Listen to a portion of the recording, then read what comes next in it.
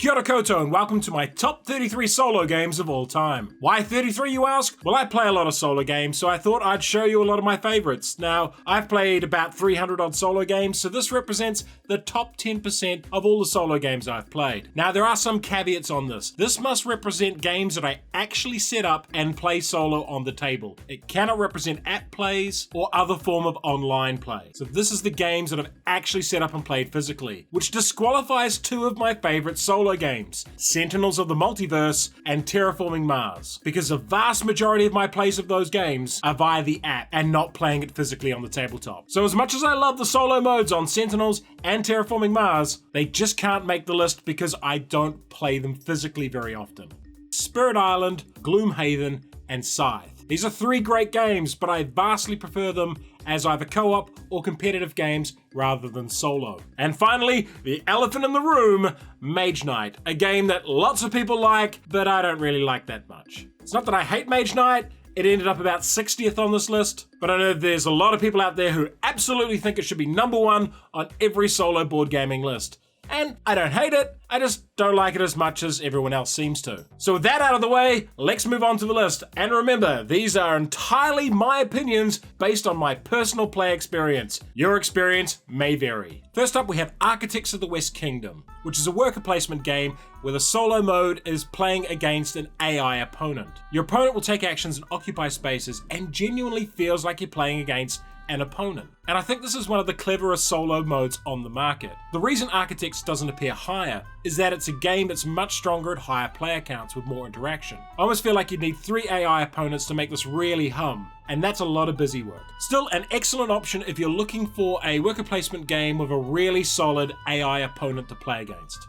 Suburbia Collector's Edition is an interesting one because it's a city building game where you're in a race against time to make the most points, so it's a beat your score challenge type game. But there's a huge amount of space within the engine to build these fascinating different cities. And if I did this video 2 years ago, Suburbia would be right towards the top. The problem is the Collector's Edition has actually impeded me playing it as a solo game. It's just too much stuff. This one will definitely appeal to you if you're the kind of person who loves combo building. If you like a set amount of time to do something and to try to build the absolute best combos you can, Suburbia would be a good one. But I really don't recommend sinking your money on the Collector's Edition, unless you're a super fan of the game. Police Precinct is what I call a firefighting co-op. And that's a co-op game where there's a whole bunch of incidents and accidents happening all over the board, and you have limited time and resources to deal with them. So you have to prioritize what you take on and what you let slide for a little bit, and hope that things don't get entirely out of hand. The 3 main things you do in Police Precinct are deal with gangs, respond to call-outs, and attempt to solve the murder. And you have to balance these 3 activities because if you let one get out of hand, it can spell doom for everything else. And now, Police Precinct is propaganda, and it does present the police in the absolute perfect fantasy light, but I still enjoy it for the absolute busyness and hecticness of playing a game of Police Precinct. It's kind of fugly though. The Networks is a quirky drafting and set collection game based on the idea of running a television network with absolutely terrible shows. This one has an AI opponent as well, as you flip over cards and your opponent drafts things and takes them out of the game. So you still have to act with urgency to get the things you really need. And it creates that atmosphere of playing against a live opponent. The Networks is still a beat your score game, and if you're not into those, you probably won't like this, but it does feel like you are playing against a legitimate opponent. And I just have a soft spot for the quirky concept and the art and silliness of this game.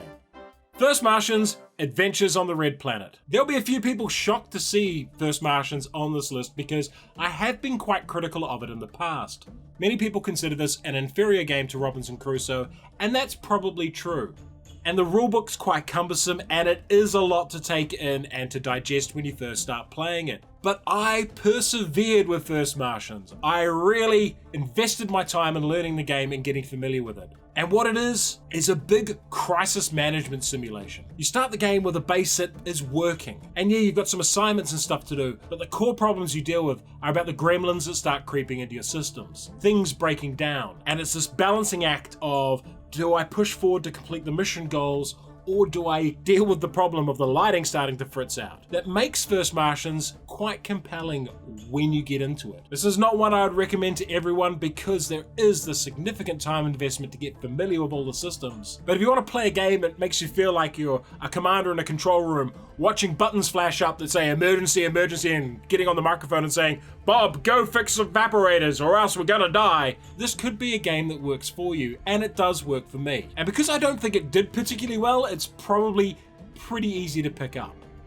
Now, one of my patrons said to me, "I noticed there's not a lot of small box games on this list or short playtime ones, that you seem to like longer, more involved games." And that is entirely true, but Assembly is one of the shorter games that I really dig. You're on a space station and everything's going to hell, and you need to rotate and align all of these tokens to fit to their relevant rooms so you can escape and survive. And why it works for me is it's easy to set up, easy to play, and engaging. It feels like you're picking a lock.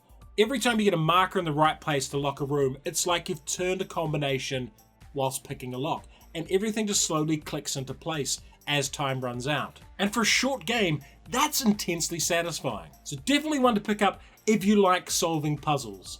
And also, being a small box game, it's not particularly pricey as well. Now, this is a game that had the weirdest little marketing campaign. It was put out by Played Hat Games as like a mystery selective box, and that game is Rexon. A lot of people pre-ordered this blind and were quite disappointed with what they got, because Rexon is a kind of tile-based cooperative puzzle game, but it's one of those puzzle games that works absolutely best as a solo game. At its core, you're trying to flip over and rescue uninfected citizens from a zombie apocalypse. The face-down tiles on the board represent a crowd, and you're trying to do that without revealing too many aggro and infected crowd members who will spread the disease and make the game harder. It's really tough. It's a really finely tuned, tough puzzle game. I'm not sure how available Rexon is because I don't think it did particularly well. The weird thing is, this is one of those games that I got as a co-op, but I've almost exclusively played solo, because fundamentally it just feels like a solo puzzle more than a co-op game where there'd be back and forth discussions going on. Definitely one for people who like patterns and probability. And there's a very clear outcome. Either you rescue enough people or you don't. Now, I'm not particularly suited to talk about the theme and content of this game, as I don't have any real connection to slavery in the US, and that game is Freedom, the Underground Railroad. From an outsider's perspective, the theme seems to be executed quite well. It's treated with respect and gravity. As a game, however, it is an incredibly tight and tense cooperative game. You are trying to move slaves from slave plantations in the south to the north to freedom, and you have incredibly limited actions to do this. And while you're doing that, the slave hunters are also moving. So there's this big element of risk-taking and calculating whether you can get people across the border in time. A truly tense solo experience and a complicated and powerful theme combined to create a genuinely thought-provoking game. Well, slight spoiler alert, but this game's going to get a 3-minute recap at some point. It's a wonderful world! Now, this game takes the best elements of Seven Wonders and Terraforming Mars and blends them together with a kind of weird and wacky pseudo-futuristic theme. The solo mode is a beat your score challenge, but it has a bunch of different scenarios and different things you can try out. And it also goes for 8 rounds instead of 4 like the regular game, so you get to build bigger, gnarlier engines. I really like this one because I like drafting and I like engine building, and this is definitely a game for people who like those two things as well. If you want to maximize the potential of a limited amount of cards and resources across 8 turns and about 20 to 30 minutes, this is an excellent selection for a solo game. There are no pandemics on this list, aside from Pandemic the Cure. Most of the pandemics are pretty good as solo games. The nature of firefighting co-ops with perfect information just lends themselves well to solo games, as long as you don't mind playing 2, 3 or 4 characters. And for Pandemic the Cure, I almost always play 3 or 4 characters. Why I like Pandemic the Cure more is that the characters have way more variety, and the dice create this decision space where you really have to think, what does this character do? What are my probabilities? And there's this evil push your luck element in the dice rolling as well, because you can re-roll as many times as you want, noting that one side of the dice is always bad. It's not a terribly fair game, and some games you can lose almost immediately, but the overall playtime is pretty short. So when I set it up, I tend to play 2, 3 or 4 games at a time. Definitely one for people who love dice and don't mind the game occasionally just being completely and utterly unfair. While I mentioned earlier that there were some games that I much prefer playing multiplayer than solo, this one's an exception, and that's Dinosaur Island. I don't dislike Dinosaur Island as a multiplayer game, but I actually really enjoy its solo mode. You have a limited number of turns to complete set challenges, and each turn, one of those challenges goes away if you don't manage to achieve one. And this leads to a great decision space where you've got all these objectives that you have to hit throughout the game, and you have to choose when to go for each one. Mechanically, it works a lot like the networks, where there is an AI taking away options from you while you play. And while it's a bit of a table hog and does take a while to set up, the challenge of the objective cards makes this really engaging for me, and more engaging than when I play it multiplayer against other people. In fact, the solo mode's the main reason I'm still holding on to the game. This is another game where I really can't comment on the historical accuracy or how well the game has been designed and developed from a cultural viewpoint, and that's Comanche, the rise and fall of the Comanche Empire. This is a very complex game, and if you're not a war gamer, there'll be a lot of systems you're not familiar with, like chit pulling. Comanche tells the story of the Comanche Empire, which I knew nothing about before I purchased the game. And gameplay moves through 4 distinct chapters, starting off with the initial expansion period through to dealing with the oncoming American invasion and the Reservation Act that sent the Comanche onto reservations. It's an intense, compelling game that takes you through the rise and fall of an entire nation. And I found the experience of playing this incredibly fascinating. It is a deep, deep game, but it's also really complex. And there's a lot of stuff that if you haven't played a lot of war games will really be confusing and different and weird to you. But if you want a challenging, deep, involved game about the American West, this could be a really good one for you to pick up. I've said this on a fair few videos, but I don't like the legendary system at all, except for legendary encounters and alien deck building game. For some reason, despite me not liking the Marvel one, the X-Files one, or any of the other versions I've looked at or played, Aliens just works. It works with multiple players, and it works solo, as long as you're willing to play 2 hands. It kind of falls down if you're only playing 1 hand. But there's something about how the vent system works, and the hidden cards and having to scan them to reveal them, that just feels insanely thematic for Aliens. I also like the objective structure, that each game you have clear goals on what you need to do to win. And those goals are super thematic while sticking to the same core architecture and structure each time. It just feels like Legendary Encounters was built for the Alien theme and was built as an upgrade to the original Legendary system, and everything else has been kind of tacked on afterwards. This is definitely a game to pick up if you like deck building and if you like the Aliens theme. If you do like the Aliens theme, you'll probably love the hell out of this game like I do. You may have noticed that not a lot of these games are actually pure solo games that were designed as solo games. Many of them are co-op games or engine builders that have an automata opponent. Nemos War is very much a solo game. And sure, it's marketed as being for 1 to 4 players, but that is a joke. It is a 1-player game. What's compelling about this is its mix of narrative, probability wrangling, dice manipulation, and variable paths to victory. So at the start of the game, Nemo selects a motivation, and this determines what things score what victory points. And that completely changes the style of play and what you prioritize doing. If you're about exploration, you care a lot less about sinking ships. And that's what keeps bringing me back to Nemos War. The variation in powers, the rich narrative, and the different play styles. And the fact that it's a proper designed solo game that feels like it was made to be played by itself. I'd definitely skip this one if you're someone who hates dice and bad rolls though. There is a bunch of dice mitigation in this, but if you constantly complain about dice hating you, you'll hate this one.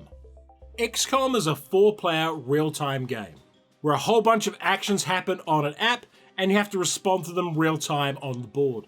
I like playing this as a group game, but I also really like playing it solo as well, taking on all 4 roles at the same time. It's the closest experience in board gaming to being the captain on a bridge in a sci-fi movie where everything is going to shit. You have to respond quickly, make instant decisions, and generally, it's a terrifyingly stressful experience. But that's why I like playing it solo.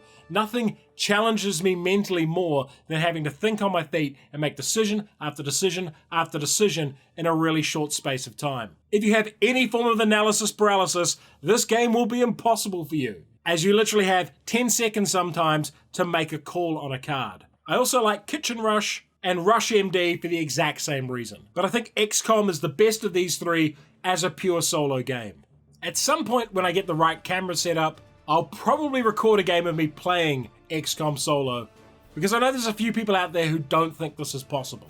And overall, seeing me stress and freak out could be worth a laugh. The Manhattan Project Energy Empire is an engine building game with a beat your own score challenge mode. Now for me, those aren't the most engaging solo game win conditions, but I really like the engine building that goes on within Energy Empire. There are some restrictions in the solo mode, so some actions cost more to take, and there's less buildings available. And while it doesn't feel like you're playing against an AI opponent, the core engine building in Energy Empire is really engaging. So this is very much one for people who like that pure, can I get the best out of the limited time and limited resources I have sort of game. And why it works for me is just because the options in Energy Empire are really great. There's some really neat stuff you can do, and different styles and different approaches to the game. So it has quite high replayability. This one probably could do with an automated opponent to make it a little bit better, but still really enjoyable solo game. Pavlovs House was my solo game of the year last year, and the reason for that is it's an excellent high-level abstraction of the Battle of Stalingrad across 3 separate battlefield domains, something I've never seen done well in a game before. Pavlovs House zooms right into the house where you're dealing with individual soldiers in individual spaces with their individual kit. Then there's an operational level where you can see where the Germans are advancing from, and a strategic level where you're trying to manage your resources. And I thought this kind of game would be stupidly complex, but Pavlovs House does these 3 domains seamlessly, simply. It's not an overwhelmingly difficult game. And while the Battle of Stalingrad certainly isn't everyone's cup of tea in terms of a theme, if you are looking for a solo war game that feels both epic and personal at the same time, you can do a hell of a lot worse than Pavlovs House.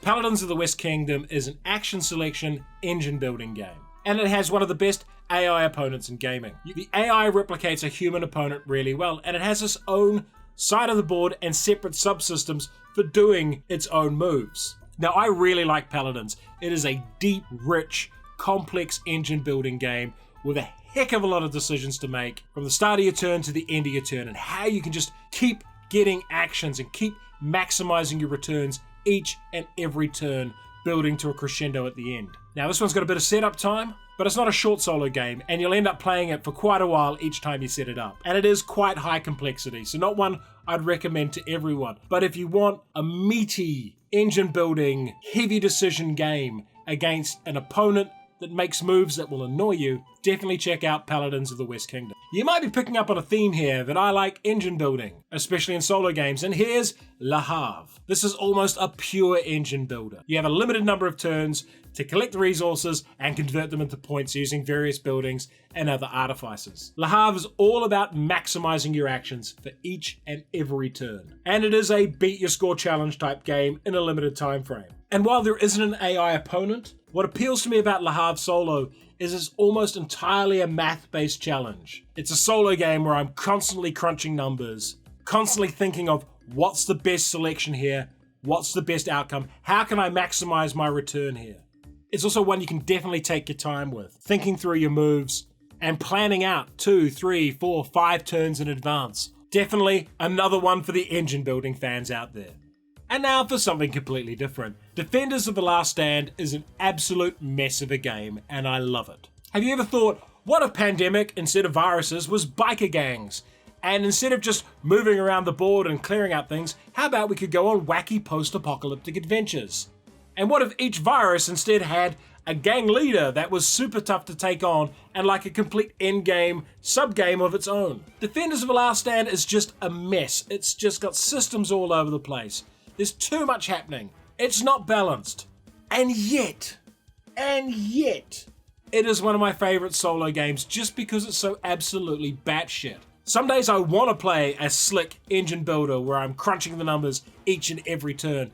Other times, I just want to fight radioactive monsters. And if you do like firefighting co-op games that have way too much chrome and too many systems, this could be one to pick up. It's really quite difficult to get these days though, because the company's gone out of business. But there is a less gonzo version of the game called Defenders of the Realm that is still available, I believe. And this is not me flexing that I own some weird out-of-print game. I think they went out of business because the game isn't actually very good. I just happen to like it. It's the board game equivalent of a terrible cult movie that's somehow quite engaging. I'd love to see it get picked up, streamlined a little, and republished. Because as gonzo as it is, and as wacky as it is, there's an experience here I think could be presented in a slightly better way to a much wider audience and do incredibly well. So if you're listening, Richard, let's make Defenders of the Last Stand 2nd edition a thing.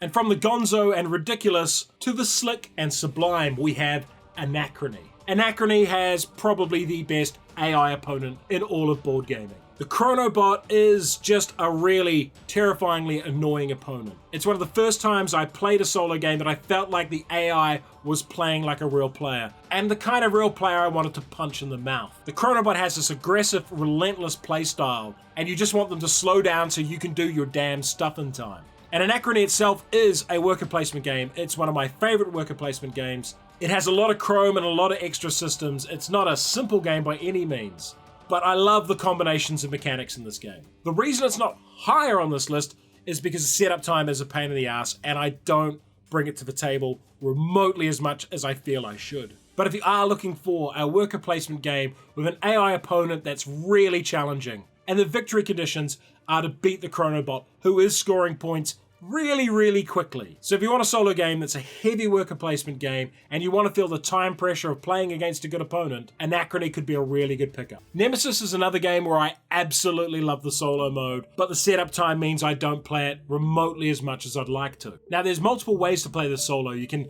legitimately play a solo character roaming around the ship, or you can play multi-handed solo, playing multiple characters. And Nemesis handles this extremely well, making a public goal for each player in the group. So if you have 4 players, you have 4 goals and you have to complete all of them. So there's a scaling difficulty with the more players you add. And that's a really nice, simple way to make a multi-handed solo more difficult without adding wacky mechanics on top. I love the theme of Nemesis. I love pretty much everything about Nemesis. As you might have picked up from the Aliens Legendary thing, I am a huge fan of the Alien franchise, and Nemesis is probably the best Aliens game out there, despite not technically being an Aliens game. And while the solo mode doesn't have the betrayal elements of the classic Nemesis game, I'm not the biggest fan of the betrayal elements in Nemesis. And I think they're one of the more misunderstood things about the game. So being able to play the game just for the exploration, the discovery, and running away from monsters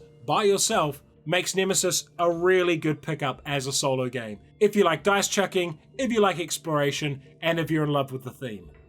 When some games get a 2nd edition, it's a step forward, or a step backwards. When Mansions of Madness got a 2nd edition, it was an absolute revolution. The first Mansions of Madness was a game I really enjoyed, but it was a giant pain in the ass to set up. And it required someone to essentially play a Dungeon Master type role. 2nd edition binned all that and replaced it with an app. And what that means is you can kind of just set up the game with a couple of rooms, hit the app, and pretty much start playing immediately. And it hits all of the classic haunted house, Lovecraftian notes as well. You're exploring a place, trying to figure out what supernatural thing's going on, eventually leading to a major showdown where you have to dismiss the monster or defeat it or somehow escape from it.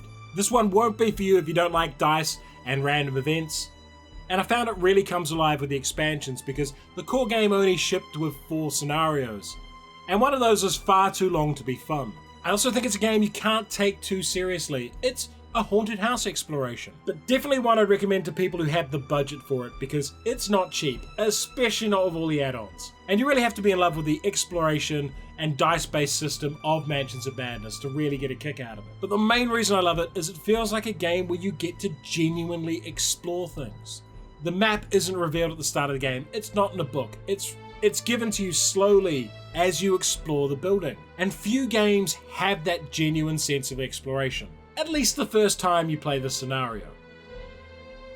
If I'd done this list 6 months ago, this game would be around about number 20 or 30, but it's jumped up to number 10, and that's Hostage Negotiator. And the reason it's made that jump is because of the career mode that they put out recently. Now, I enjoy Hostage Negotiator. I know a lot of people have some issues with it because it is a high luck, high variance game. The theme is you're negotiating against a hostage taker, and each of these hostage takers has different personality, different mechanics, and has different plans and takes different actions. And a common complaint is that it's too random. To which I say, it's not really. You can each turn spend cards to get conversation points, and stockpile them later. Sure, you can whiff one roll and that can end your game, but it's a short game. Short games can be a bit random and crazy. But what career mode added was a narrative to it, a connecting story between all these negotiations as your character matures and grows and goes through life changes. And it took all of the best parts of legacy games and none of the terrible parts. So each time you play through, you get a new story, you get new hooks and new things happen. But you're not shredding cards and the board isn't ruined at the end of the play. I definitely recommend starting with the small hostage negotiator box first to see if the core mechanics work for you though. But if you do like those core mechanics, and the dice throwing and dice manipulation doesn't drive you up the wall, then career mode is a really good step to take. Another thing that's appeared on this list a fair bit are firefighting co-ops. And The Captain is Dead is one of my favorites of these to play solo. And the reason for that is it's a quick setup time, the game's always tight, and there's a whole bunch of wacky character combinations you can try. This is one where you really have to play multi-handed solo, and on occasion I have played it with 7 different characters. But why it's so high on the list is because the game's fast.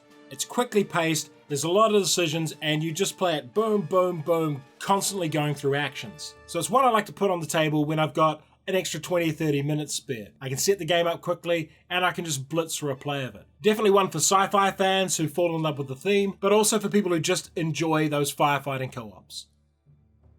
Number 8 is one of the most unique games in my collection, and that is Leaving Earth. Leaving Earth is a simulation of running a space agency, and it is one of the most math-heavy games you can play. Calculating exactly what it takes to send rockets via Venus to slingshot around Jupiter all the way out to Neptune requires some paper and pencil and a lot of time and thinking, which is why it works quite well as a solo game. As a multiplayer game, you can end up with some periods where someone's just doing math for 15 minutes, and that can bring the game down to a crawl. I don't mind that much, but one of the advantages of solo is when you're doing the complex math, you're not noticing because you're doing the complex math. It also has a great push your luck mechanic in it. And while the solo mode is just a race to score as many points as you can before the end of the game, the different missions you get and the different conditions on each planet, because at this point we don't know if Venus is uninhabitable or not, we only know that once we've explored it, means it's not a solved game as soon as you sit down to play it. This is definitely a game for patient people who want a solo game where you can sit, reflect, plan and think. It's a slow burning solo game, not a quick rush of adrenaline. Well, when I mentioned First Martians and said it wasn't as good as Robinson Crusoe, it should have been pretty obvious that Robinson Crusoe was going to appear on this list. And here it is. Robinson Crusoe is one of the most involved solo games you can play. You land shipwrecked, with very few resources, on a tropical island. A cursed tropical island. And you have to struggle to build shelter, find supplies, and deal with an ongoing story problem. And there's a lot of different scenarios, ranging from relatively easy to stupidly impossible. And like First Martians, it's a game about risk mitigation. There's too many things you need to do, and you don't have enough resources. What elevates it above First Martians for me, though, is the genuine sense of achievement you get when you finish a game of Robinson Crusoe. You've gone from landing on the beach with absolutely nothing to having a working shelter and a big fire built for a ship to see. You're also armed with homemade weapons and have probably killed a bear, but it's also a brutally merciless game, and you will lose and lose and lose, which makes those victories even more sweet. It's a very complex game with a lot of moving parts as well, so one I recommend to people who have a lot of time to learn the rules and get invested with it. This is not a game you can just pick up, put down, and start playing. It's a time commitment. But when you win a game of Robinson Crusoe, there are very few things in solo board gaming more satisfying. Now everyone knows I've got a pretty good relationship with Garfield Games. They live just up the road from me. And I tend to review all their games, and I tend to like most of their games. But something that will probably surprise people is that my number 6 is Cadians First Light. I think Cadians is the best solo mode Garfield Games has done. The AI opponent has the same thing as Anacron. It plays fast, and you want to punch it in the face. Cadians is a dice placement game, and your AI opponent is going to be placing dice exactly where you don't want them to place them. The other thing I really like about Cadians is that there are variable player powers, and they're all exceptionally strong. So each time you pick one of these characters, it leads you down a different potential engine building path. Now I have the expansion that has 12 of these characters, so that's 12 distinct play styles. And of course you can pull different levers within the game within each of those styles. And it combines several things I really enjoy in a solo game. It has an excellent AI opponent, it has engine building, and it has different paths to victory. And I think Cadians is one of those overlooked gems in solo gaming. And it's also one of those dice games where it doesn't really matter what you roll. There's enough different options for low rolls and high rolls, and enough dice manipulation that you can make things work as and when you need them to. And sure, you might not be able to do exactly what you want each turn, but that's part of the challenge of it. So I recommend this one to people who like engine building and who like having to think about what the best decision you can make with the resources to hand are. And also to people who want to play against a quality AI opponent. Dawn of the Zeds is a swaggering beast of a solo game. And it's a solo game that has kicked my ass far too many times. And yet, I keep going back to it. And I'm not 100% sure why. I normally end a game of Dawn of the Zeds absolutely frustrated and angry with it. And then a few days later, I'm setting it back up and playing again. Dawn of the Zeds is a defense game where you are defending a town against an oncoming horde of zombies.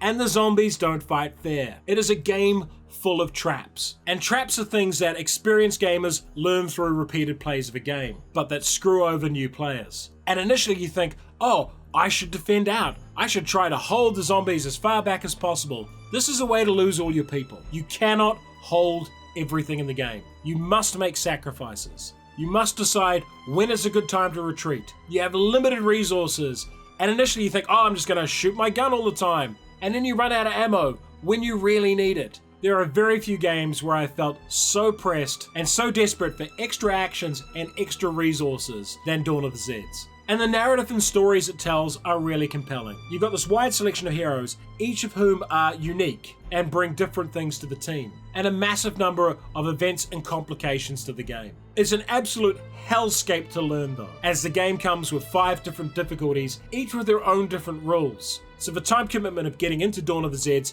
is really high. And while you're learning the game, you're also going to keep losing and losing over and over. So who's this game for? Masochists? Probably. I'm probably a solo board gaming masochist because I genuinely like Dawn of the Zeds. I just don't think Dawn of the Zeds likes me. Now this will shock absolutely no one. Arkham Horror 2nd Edition is right up towards the top of my list.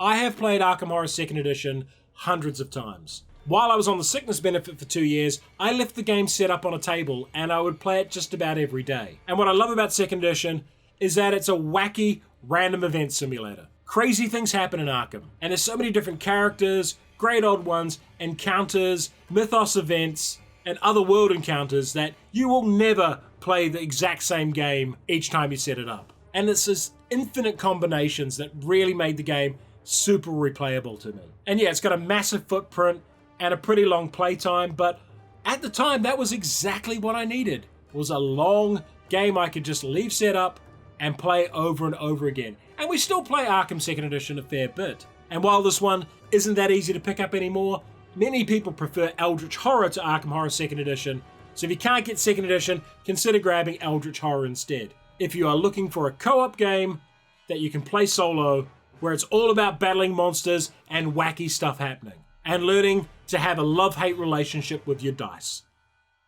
This war of mine is one of my all-time favorite games, and the main reason for that is the content that it deals with. Very few games draw me in narratively like this war of mine, and it has this sublime ability to tell compelling, interesting stories. But it's also a very tight, nasty game as well. You never have enough resources. You never have enough food. There's always a sense of desperation. And I'm guessing that's the board game masochist coming out of me again. I like when games present a serious challenge. This war of mine does have a dramatically long setup time, but the game itself will take you a long time to play. So the setup time to play time doesn't feel that bad. Unless, of course, you die in the first few days, which does happen from time to time. But if you're looking for a game that will draw you in, a game that will tell a story, a game where you will constantly feel tense about the decisions you have to make, you really can't do much better than this war of mine.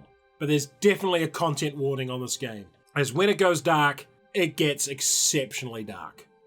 The last 2 games on this list are my most played solo games over the last 3 years. These are games that I routinely set up and play. The first of these is Healthy Heart Hospital, which could also be called Terrible Hospital Management Simulator. In Healthy Heart Hospital, you are trying to cure patients. That's the goal at least. And you do this by drafting cubes out of a bag. cubes that match different disease types. And it's a bag manipulation game, because each time you draw some cubes out of the bag, you're given the option of putting some back in and discarding others, changing the complexion of the bag. So if red cubes represent cardiac disease, and you have a lot of sick patients with cardiac disease, you're going to be wanting to trim the bag down and keep putting red cubes back in, so that when you go to treat those patients, you're pulling out more red cubes than you are anything else, which helps cure them. And this seems like something you can do really easily, but it's a genuine challenge. And why I love Healthy Heart Hospital is that it's full of micro decisions. Every time you pull cubes out, you're thinking, how do I need to change the shape of the bag? You're also counting in your head, what's out, what's in? What are my probabilities? There's a lot of math to jumble around in your head while you're playing Healthy Heart Hospital if you want to get good outcomes. And then the game just occasionally is brutally unfair. People will die in the waiting room, they'll die in the wards, they'll die in surgery, and that will destroy the reputation of your hospital really quickly. But I keep coming back to Healthy Heart Hospital because that core gameplay loop really appeals to me. And that's a really different decision point to most games I play. Now, I'm not sure of the availability of the first edition. It was a Victory Point Games game, and they've kind of gone out of business. But I believe there might be a second edition of this coming out next year. If so, I am super looking forward to that. I really want to see what improvements they make on the game, and I really want to share this one with a wider audience because I really love it. So yeah, Healthy Heart Hospital, a game that revolves around its bag manipulation mechanic. And if that mechanic clicks for you like it did for me, you'll really, really love it. And quickly before we get to the last game, these long format videos are made possible thanks to Patreon. So here's a shout out to my Patreon supporters who made my top 33 solo games video possible. Thanks, crew. And on to number 1. It's deeply ironic that I was kind of making fun of Pandemic earlier, because the number 1 game on my list is by the designer of Pandemic, and it's Thunderbirds. I just love Thunderbirds as a solo game. It is a firefighting co-op, but it's one that revolves around pick up and deliver. You need to move the little Thunderbird vehicles around the board to get them in the right place in order to conduct rescues. The theme is just beautifully executed. And I am a Thunderbirds fan from childhood, but I think it's a game that, even if you don't know the theme, the core gameplay and mechanics are just really fun. You have to think several turns ahead, because you need to think, oh, we need to get the mold driller from this continent to that continent, so you can pop along and fix that. And it's the fact that your turns are layers and have to be planned out in advance that make it a really good solo game. I play this all the damn time. Steph will walk around the house going, where are you? Oh, you're playing Thunderbirds. Because it spends so much time on my table. And I think it's an excellent firefighting co-op because it represents an evolution of Matt Leacock's ideas from Pandemic, but because that franchise is so rooted in its core ideas, they won't take the evolutionary steps that Thunderbirds did. I think if this had a different brand, it would have been a massive hit because the core gameplay is just wonderful. It's easy to set up, it's not that much more complex than Pandemic, and yet the decision space is far bigger. I have no idea about the availability of this one. I don't think it was very successful, and I appear to be the only super fan of this game on the internet. But if you can track down a copy, and you do love co-ops, and you do love firefighting games, and you do love Pandemic, you are almost certainly going to enjoy Thunderbirds. You might not like it as much as I do, but I'm pretty sure you won't hate it. And that brings us to the end of our list. As I said earlier, there were several hundred solo games I had to leave out. And some of the ones just off my list include Horrified, Flashpoint Fire Rescue, Raiders of Scythia, Space Corp, The Reckoners, Gaia Project, Zombicide, and Aeon's End. If I was doing a top 40, those games would also be included. So in the comments, let me know your top 5 solo games. Are there any on here that you tried and you liked? Are there any on here that you tried and you hated? Which ones of them are most intriguing to you? Let me know in the comments. And if you enjoyed this video, come support us on Patreon, hit the notification button, and subscribe to the channel.